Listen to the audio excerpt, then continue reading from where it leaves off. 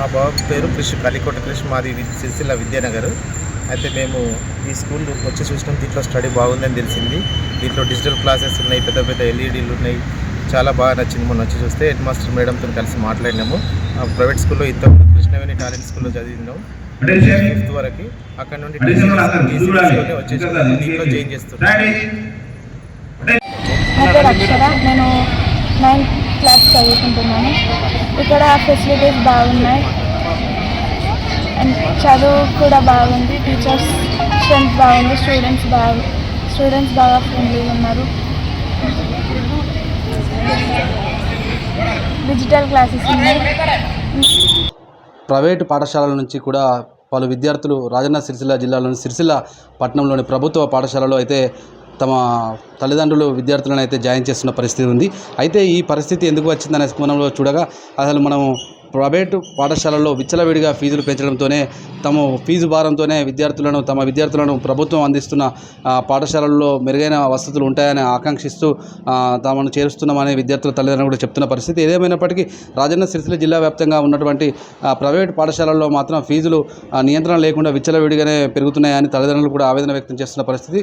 ప్రస్తుతం మనతోనే BRS party youth నాయకులు మనతో ఉన్నారు. అసలు ఇప్పుడున్న పరిస్థితుల్లో ప్రైవేటు పాఠశాల విధానం ఎలా ఉంది, ప్రభుత్వ పాఠశాలల్లో సౌకర్యాలు ఎలా ఉన్నాయి, వారు ఎలా స్పందించనున్నారనే వారి అభిప్రాయాన్ని తెలుసుకుందాం. చెప్పండి, అసలు రాజన్న సిరిసిల్ల జిల్లా వ్యాప్తంగా ఇప్పుడు పాఠశాలలు అంటే తెలంగాణ వ్యాప్తంగా ప్రారంభమైనవి అకాడమిక్ ఇయర్. అసలు ఈ పాఠశాలల ప్రైవేటు ప్రభుత్వ పాఠశాలల వ్యవస్థ ఎలా ఉందంటే ఏం చెప్తారు? ఈరోజు ఈ రాష్ట్రంలో ప్రభుత్వ పాఠశాలల పరిస్థితి ఎట్లుందంటే సరైన మౌలిక వసతులు లేక, సరైన ఇబ్బందులు లేక విద్యార్థులు చాలా ఇబ్బంది పడుతున్నారు.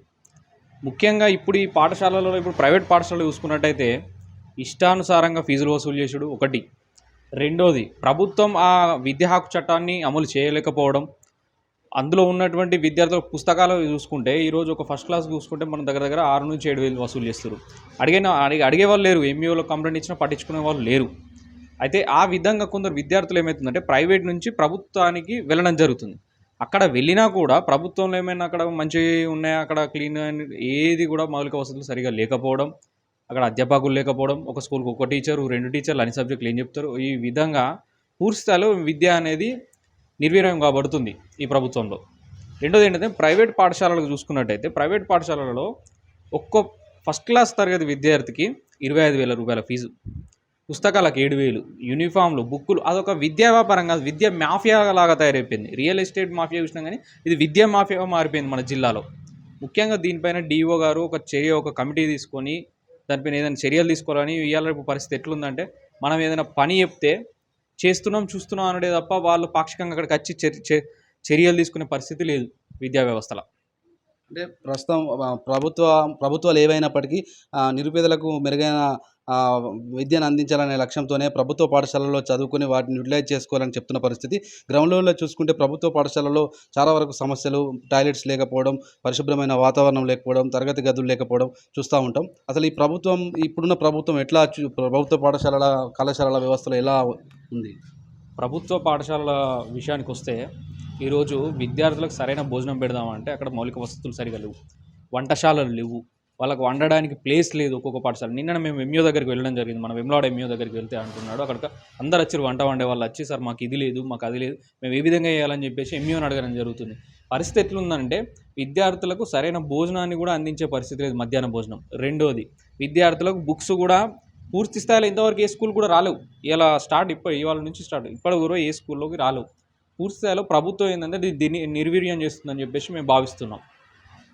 ఇప్పటికీ గత 10 ఏళ్లలో మన విద్యా వ్యవస్థ చూసుకుంటే మన బీఆర్ఎస్ హయాంలో, కేసీఆర్ హయాంలో ఎన్నో గురుకులాలు, ప్రతి మండలానికి 5 స్కూళ్ళు పెట్టి విద్యను ఎంతో అభివృద్ధి చేసిండు. పూర్తి స్థాయిలో ఈరోజు ఎంత అంటే పూర్తి స్థాయిలో ఉన్నటువంటి విద్యార్థులను కూడా అందులో చేర్పించి వాళ్ళకు భోజన వసతి, అన్ని వసతులు కల్పి సకల సౌకర్యాలు కల్పించినటువంటి ప్రభుత్వం బీఆర్ఎస్ పార్టీ. ఇప్పుడు ప్రజెంట్ చూసుకున్నట్టయితే బిల్లులు చెల్లింపులు లేవు. విద్యార్థులనే మొన్న ఒక మంత్రి గారు అంటారు, వాళ్ళు అంటారు ఎంప్లాయ్ వాళ్ళే వర్క్ చేసుకున్నట, ఈ పని చదువుకునే పిల్లలే వాళ్ళే వర్క్ చేసుకున్నారు, శానిటరీ పని వాళ్ళే చేసుకున్నట. అంతటి మహానుభావులు ఉన్నారు మన ఇప్పుడున్నటువంటి పరిస్థితులలో. వెంటనే ప్రభుత్వం చర్యలు తీసుకోవాలి. పూర్తి స్థాయిలో పోయినసారి కానీ ఇప్పటి వరకు అడ్వర్టైజ్మెంట్ లేదు ప్రభుత్వ పాఠశాలలపై, ఎక్కడ కూడా అడ్వర్టైజ్మెంట్ లేదు. దీన్ని వెంటనే చర్యలు తీసుకొని విద్యార్థులకు మౌలిక సదుపాయాలతో పాటు విద్యా వ్యవస్థను పర్సెంటేజ్ పెంచాలి. మనం ప్రతి సంవత్సరం ఏంటంటే గవర్నమెంట్ స్కూళ్ళలో పర్సెంటేజ్ పెంచాలి. పెంచకపోతే అది వేస్టే కదా, గవర్నమెంట్ అక్కడ ఉన్నటువంటి స్కూల్స్ వేస్టే కదా ఉన్నది. దీన్ని మేము మా బీఆర్ఎస్ తరఫున ఖండించడం జరుగుతుంది. ప్రతి ఒక్క ప్రైవేట్ పాఠశాల కానీ ప్రభుత్వ పాఠశాలని ఇక్కడ ఉన్నటువంటి ప్రభుత్వం, ఇప్పుడు ప్రస్తుత ప్రభుత్వం విద్యా హక్కు చట్టాన్ని అమలయ్యే విధంగా చూడాలని చెప్పేసి మేము కోరుతున్నాం. రాజన్న సిరిసిల్ల జిల్లా వ్యాప్తంగా చూసుకుంటే ప్రైవేటు పాఠశాలల్లో అధిక ఫీజుల దోపిడీ నేపథ్యంలోనే విద్యార్థుల తల్లిదండ్రులు బడుగు బలహీన వర్గాల నిరుపేద కుటుంబాలకు సంబంధించిన తల్లిదండ్రులు తమ కుమారులు ఉన్నత స్కూళ్ళలో చదివి మంచి ఉద్యోగాలు సాధించాలనే ఆకాంక్షతో ఎన్నో కష్ట నష్టాలకు ఒడిదుడుకు ఎదుర్కొని కాయకష్టం చేసుకొని పోగు చేసిన డబ్బును ఫీజుల రూపంలో చెల్లిస్తే వాటికి నియంత్రణ లేకుండా విచ్చలవిడిగా వసూలు చేస్తున్నారని తల్లిదండ్రులు కూడా ఆవేదన వ్యక్తం చేస్తున్న పరిస్థితి. ఈ నేపథ్యంలో పలు రాజకీయ పార్టీలు అయితేనేమి విద్యార్థి సంఘాల నాయకులు కూడా మాట్లాడుతూ వారు ఈ నియంత్రణను అడ్డుకోకపోతే ఇది ఒక మాఫియాలాగా మారిందని కూడా చెప్తున్న పరిస్థితి చూస్తున్నాం. ఏదేమైనప్పటికీ ఇప్పటికైనా ప్రభుత్వం ప్రత్యేక చొరవ తీసుకొని రాజన్న సిరిసిల్ల జిల్లా కలెక్టర్ సందీప్ కుమార్ జాతో పాటు ఎంఈఓలు డిఈఓలు ప్రత్యేక చొరవ తీసుకొని వీటికి సంబంధించిన విద్యారంగ వ్యవస్థను ప్రభుత్వ ప్రైవేటు పాఠశాలల్లో మౌలిక వసతులు అయితేనేమి ఫీజుల నియంత్రణకు సంబంధించిన ముఖ్యంగా ప్రైవేటు విద్యా సంస్థల్లో కనీస విద్యార్హతలు లేని వారు కూడా విద్యాబోధన చేస్తున్నారని కూడా వారు ఆరోపించిన పరిస్థితులు ఉన్నాయి. ఏదేమైనప్పటికీ విద్యార్థులకు నాణ్యమైన విద్యను అందించేందుకు ప్రభుత్వం అయితేనేది ప్రైవేటు పాఠశాలలో కూడా మెరుగైన సౌకర్యాలతో పాటు ఫ్యాకల్టీని కూడా అందుబాటులో ఉంచితే బాగుంటుందనే అభిప్రాయాన్ని కూడా వ్యక్తం చేస్తున్నారు. ఈ ఫీజుల నియంత్రణపై ప్రభుత్వం మాత్రం ప్రత్యేక శ్రద్ధ వహించాలని వారు కోరుతున్న పరిస్థితి. Over to studio. Rajanna Sircilla జిల్లా కేంద్రంలో